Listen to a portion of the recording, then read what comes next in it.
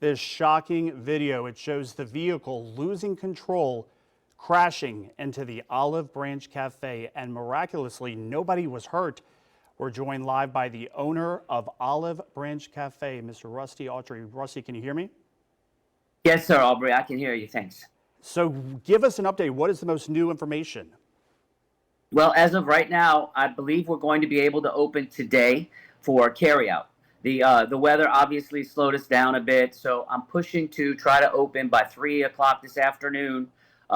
With carryout, we have a front door that'll be secured. We built the temporary wall, and the restaurant is safe. Restrooms are operational, electrical is operational, all HVAC, ACs, everything works.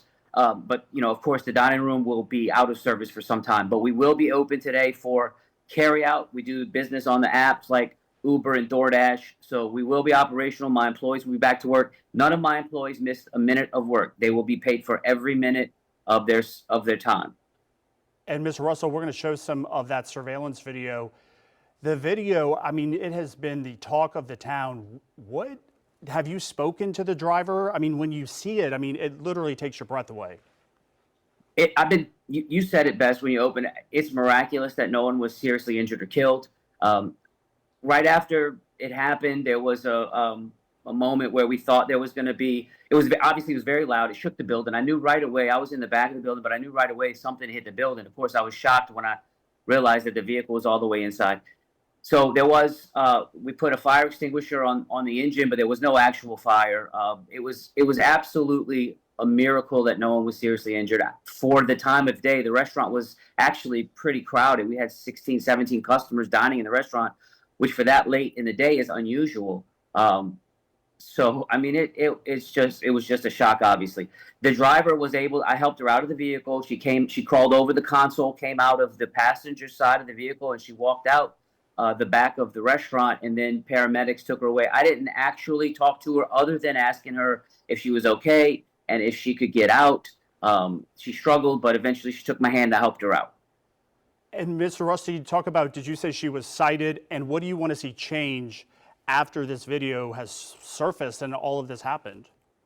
Well, my understanding is she was cited for, I don't know exactly what, reckless operation. There were reports that she was driving in excess of 70, 80 miles an hour. There were a lot of witnesses who stopped, people who she passed on the road, people who saw what happened, and they all said very similar things, that she was going very, very fast.